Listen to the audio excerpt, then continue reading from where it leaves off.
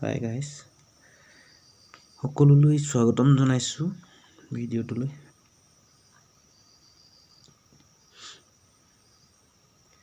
আজি উজনিৰ সুদক্ষ বিশিষ্ট খেতিয়ক, আদৰ্শৱান খেতিয়ক আমাৰ ধনিৰাম চেতিয়াকাই, তেখেতক আঁকিবলৈ লৈছোঁ।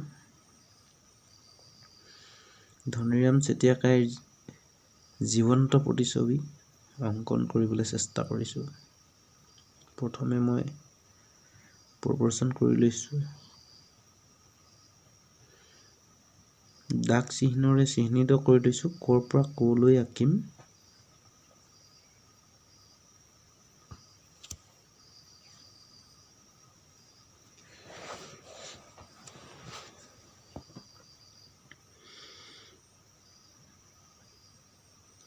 অংকন কৰি থাকোঁতে বেছি কথা পাতিব নোৱাৰোঁ, তথাপিও কৈ যাম। এখেতৰ যি আদৰ্শ, কষ্ট, ত্যাগ সমগ্ৰ অসমবাসীৰ লগতে সমগ্ৰ ভাৰতবাসীয়ে দেখিছে। বহিঃৰাজ্য পৰ্যন্ত, অইন দেশৰ বিদেশী পৰ্যটকৰো হয়তো দৃষ্টি আকৰ্ষণ কৰিছে।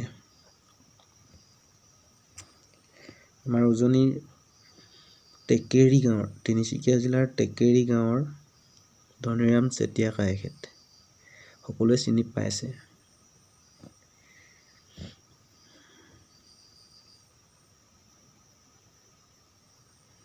দুটি উজ্জ্বল নয়ন, বিশাল গভীৰ, কি যি সোমাই আছে তেখেতৰ দুটি চকুত। তিৰবিৰাই থকা উজ্জ্বল নক্ষত্ৰৰ ভিতৰত।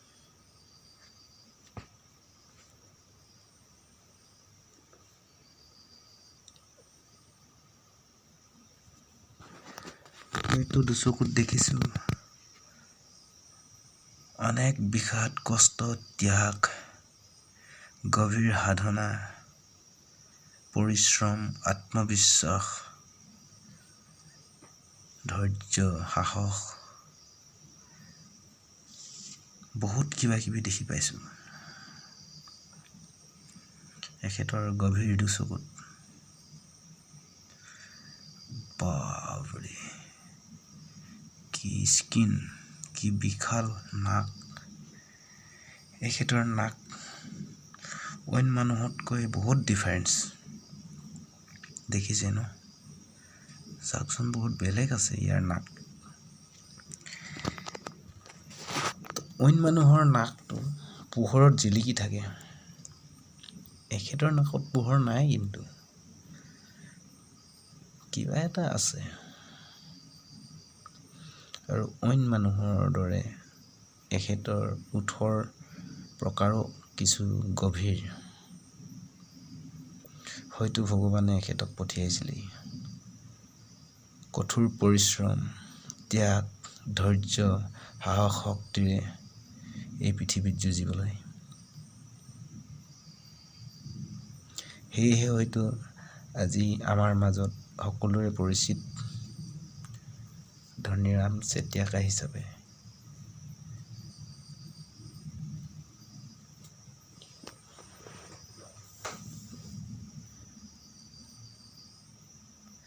কিয় জানো মন গ'ল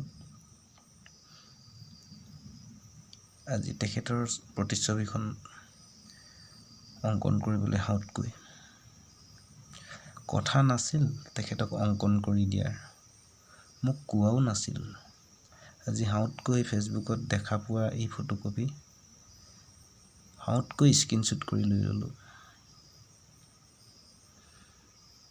আৰু এতিয়া মই চেষ্টা কৰিছোঁ, চাওঁচোন কিমান দূৰ সফল হওঁ।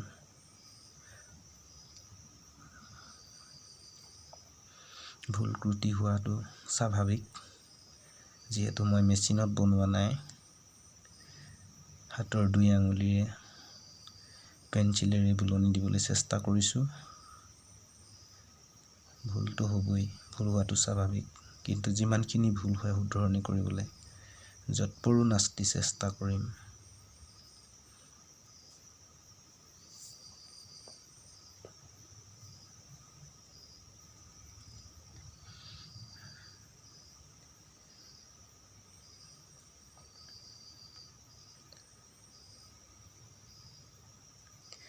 ইয়াৰ পোহৰটো কোনফালৰ পৰা আহিছে?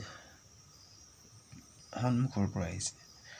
সন্মুখৰ পৰা পোহৰ আহিলে নাকৰ ওপৰত, পাহিৰ ওপৰততো পোহৰ পৰিব লাগে। সৈতে পোহৰ পৰিব লাগে, কাৰণ নাকটো ওখ থাকে। তেখেতৰ পোহৰ পৰা নাই। এখেতৰ চকু অইন মানুহৰ দৰে নহয়। চাইছেনে? চাওকচোন বিশাল চকুজুৰি, কিমান গভীৰ আমাৰ ধনীৰামকাৰীৰ চকুজুৰি। মই ষ্টাডি কৰিছোঁ তেখেতৰ চকুক বুজিবলৈ, চকুৰ ভাষাক বুজিবলৈ চেষ্টা কৰিছোঁ। কি আছে তেখেতৰ চকুত? তেখেত কিয় আদৰ্শবান? ইমান যে কষ্ট ত্যাগ স্বীকাৰ কৰিব পাৰে, অইন মানুহে কিয় নোৱাৰে? তেখেতৰ একাগ্ৰতা আছে, ধৈৰ্য আছে, সাহস আছে, বুদ্ধি আছে, জ্ঞান আছে, আৰু বহুত কিবা কিবি আছে।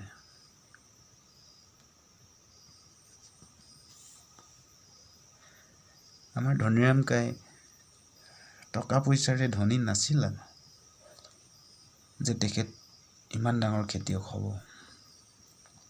বহুত কষ্ট ত্যাগ স্বীকাৰ কৰিয়ে তেখেতে খেতি বাতিত আৰম্ভ কৰিছিল। পৰ্যায়ক্ৰমে এখোজ এখোজকৈ আগবাঢ়ি গৈছিল, আৰু আজি সকলোৰে পৰিচিত হৈছে। আমাৰ বাবে গৌৰৱৰ বিষয়। আমাৰ অসমীয়া সমাজত এনেদৰে আৰু হাজাৰজন ধনীৰাম কাইৰ জন্ম হওক। আমাৰ ধনীৰাম কাইৰ আদৰ্শৰে উজ্বলি উঠক অসমৰ চুকে কোণে গাঁৱে ভূঞে।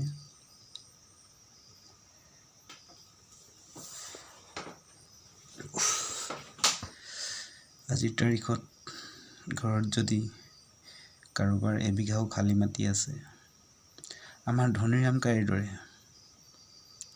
কৰ্মৰ প্ৰেমত পৰক, পাগল হৈ পৰক কৰ্মৰ প্ৰেমত। নিজৰ উৎসাহ প্ৰেৰণাৰে প্ৰেৰিত হৈ হাতে কামে লাগি যাওক। পাগলৰ দৰে কাম কৰক, খেতি কৰক। এফালৰ পৰা ফল আৰু ফুলক গুৰুত্ব দিয়ক। পৃথিৱীখন সেউজীয়া কৰক। নিশ্চয় নিবনুৱা হৈ বহি থাকিব নালাগে। আমাৰ ধনীৰাম কাইৰ দৰে আৰু হাজাৰজন অসমীয়া যুৱক যুৱতীৰ লগতে অইন জনগোষ্ঠীৰো খেতিয়কসকল আগবাঢ়ি আহক খেতি। তেতিয়াহে আমাৰ অসমখন সুজলা সুফলা হৈ উঠিব। নিবনুৱা হৈ কোনো বহি থাকিব নালাগে। চেষ্টা কৰক।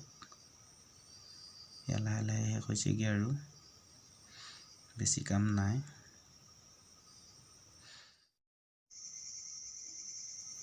এয়া মোৰ অংকন ইমানতে মই সামৰণি মাৰিছোঁ। ভাল লাগিলে ফ'ল' কৰি দিব, শ্বেয়াৰ কৰিব। আগৰ ভিডিঅ'ত আকৌ লগ পাম আৰু চেষ্টা কৰিম। ধন্যবাদ সকলোলৈ।